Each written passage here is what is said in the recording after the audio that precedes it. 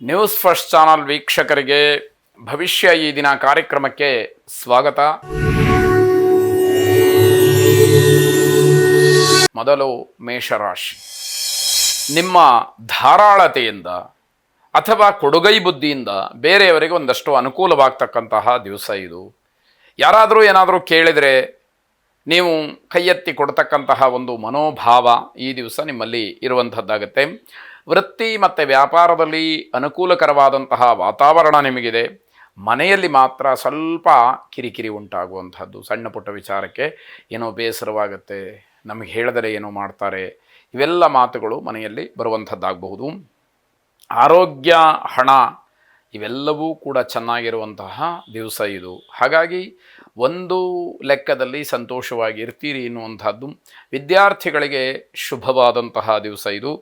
ಮಾತಿನಿಂದ ಆಗ್ತಕ್ಕಂತಹ ತೊಂದರೆಗಳು ನಿಮಗೆ ದುಷ್ಪರಿಣಾಮವನ್ನು ಬೀರುತ್ತೆ. ನೀವು ಆಡ್ತಕ್ಕಂತಹ ಮಾತುಗಳಿಗೆ ಪ್ರತಿಯಾಗಿ ಬೇರೆಯವರು ಆಡ್ತಕ್ಕಂತಹ ಮಾತುಗಳು ದೊಡ್ಡ ಪರಿಣಾಮವನ್ನು ಬೀರುವ ಹಾಗೆ ಆಗತ್ತೆ ಅಂತ ಅರ್ಥ. ಸರಸ್ವತಿಯನ್ನು ಪ್ರಾರ್ಥನೆ ಮಾಡಿ ಶುಭವಾಗಿ. ವೃಷಭ ರಾಶಿ.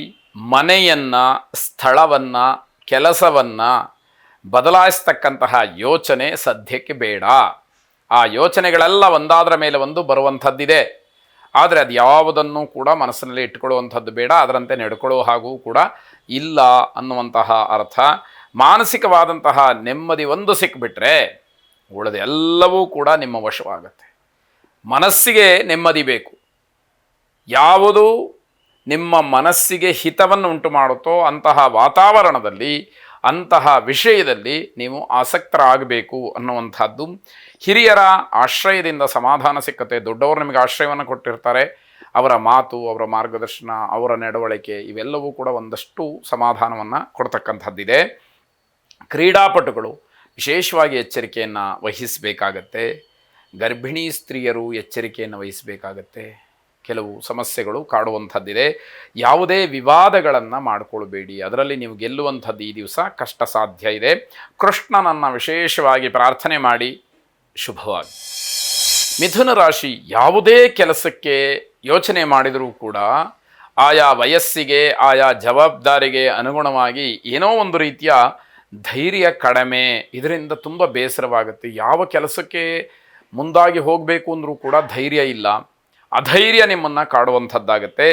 ಊಹಾಪೋಹಗಳಿಗೆ ಮಾನಸಿಕವಾದಂತಹ ಖಿನ್ನತೆಯನ್ನು ಅನುಭವಿಸ್ತೀರಿ. ಯಾವುದೇ ರೀತಿಯ ಒಂದು ತಪ್ಪು ನಡೆದಿಲ್ಲ ಅನ್ನುವಂಥದ್ದು ನಿಮಗೆ ಇದ್ದರೂ ಅದು ಬೇರೆಯವರ ಮಾತಿನಿಂದ ತಪ್ಪಾಗಿದೆಯೇನೋ ಅನ್ನುವಂತಹ ಭಾವನೆ ಮೂಡಿಸುವ ಹಾಗೆ ಮಾಡಿಬಿಡುತ್ತೆ. ಇದು ಮಾನಸಿಕವಾದಂತಹ ಖಿನ್ನತೆಗೆ ಕಾರಣ ಆಗತ್ತೆ ಅಂತ ಹೇಳಬೇಕು. ಗೋವಿಗೆ ಅಕ್ಕಿ, ಬೆಲ್ಲ ಇತ್ಯಾದಿಗಳನ್ನು ಕೊಟ್ಟು ಗೋಸೇವೆಯನ್ನು ಮಾಡೋದರಿಂದ ಸ್ವಲ್ಪ ಮನಸ್ಸಿಗೆ ಸಮಾಧಾನ ಸಿಕ್ಕಬಹುದು ಅಂತ ಅರ್ಥ. ಆರ್ಥಿಕವಾಗಿ ತೊಂದರೆ ಇರೋದಿಲ್ಲ. ಮಕ್ಕಳ ಬಗ್ಗೆ ಸ್ವಲ್ಪ ಎಚ್ಚರಿಕೆ ಇರಲಿ. ಹೀಗೆ ಸರಳವಾದಂತಹ ಕೆಲವು ವಿಚಾರಗಳನ್ನು ತಿಳಿಸೋದ್ರಿಂದ ಆಯಾ ವಿಷಯಗಳನ್ನು ಅರಿತು ಅದರಲ್ಲಿ ಏನಾದರೂ ಬದಲಾವಣೆಗಳು ಸರಿಪಡಿಸ್ಕೊಳ್ಳುವಂಥದ್ದು ಇದ್ದರೆ ಅಗತ್ಯವಾಗಿ ಅದನ್ನು ಮಾಡಿ. ಅಪರಿಚಿತ ವ್ಯಕ್ತಿಯ ಜೊತೆಯಲ್ಲಿ ವಿವಾದ ಏರ್ಪಾಟಾಗತ್ತೆ. ವಿಷಯ ಏನು ಬೇಕು ಅಂತ ಏನಿಲ್ಲ, ಆ ಸಂದರ್ಭಕ್ಕೆ ಯಾರೋ ಬರ್ತಾರೆ, ಅಲ್ಲಿಗೆ ಸಂಬಂಧಪಟ್ಟ ಹಾಗೆ ಯಾವುದೋ ವಿಷಯ ಬರುತ್ತೆ, ಮಾತಾಡ್ತೀರಿ, ವಾದ ವಿವಾದಗಳಾಗತ್ತೆ. ಮನೆಯ ಸಮಸ್ಯೆಗಳಿಗೆ ಸರಿಯಾದಂತಹ ಒಂದು ಪರಿಹಾರವನ್ನು ಕಂಡುಹಿಡ್ಕೊಳ್ಳಿ. ಅದರಿಂದ ನಿಮ್ಮ ಉದ್ವೇಗವನ್ನು ಕಡಿಮೆ ಮಾಡಿಕೊಳ್ಳಿ. ಕೇವಲ ಹಣದಿಂದ ಎಲ್ಲವನ್ನ ಸಾಧನೆ ಮಾಡ್ತೀನಿ ಅಂತ ಹೇಳಿ ಅಂದುಕೊಳ್ಳಬಾರ್ದು. ಅದನ್ನು ಸರಿಯಾಗಿ ತಿಳ್ಕೊಳ್ಬಹುದಾದಂತಹ ದಿವಸ ಇದು. ಇದೆಲ್ಲವನ್ನು ಗಮನಿಸಿ ಕುಲದೇವತಾ ಪ್ರಾರ್ಥನೆಯನ್ನು ಮಾಡಿ ಶುಭವಾಗಿ. ಕರ್ಕಾಟಕ ರಾಶಿ. ಕೌಟುಂಬಿಕ ಸಾಮರಸ್ಯ, ಸಂತೋಷ ಇವೆಲ್ಲವನ್ನು ಅನುಭವಿಸುವಂತಹ ದಿವಸ. ಬೇರೆಲ್ಲವನ್ನ ಮರೆತು ಆನಂದದಿಂದ ಇರಬಹುದಾದಂತಹ ದಿವಸ ಇದು ಅಂತ ಹೇಳಬೇಕು. ಯಾರನ್ನೂ ಕೂಡ ತುಂಬ ಹಚ್ಕೊಳ್ಬೇಡಿ, ಅದು ದುಃಖಕ್ಕೆ ಕಾರಣವಾಗತ್ತೆ. ತುಂಬ ಬೇಕಾದಂಥವರು ನಿಮ್ಮಿಂದ ದೂರವಾಗಿಬಿಟ್ರೆ ತಡ್ಕೊಳ್ಳುವಂಥದ್ದು ಕಷ್ಟವಾದೀತು. ಮಕ್ಕಳಿಂದಲೂ ಕೂಡ ವಿಶೇಷವಾದಂತಹ ಖುಷಿ ಸಿಕ್ಕುವಂತಹ ದಿವಸ.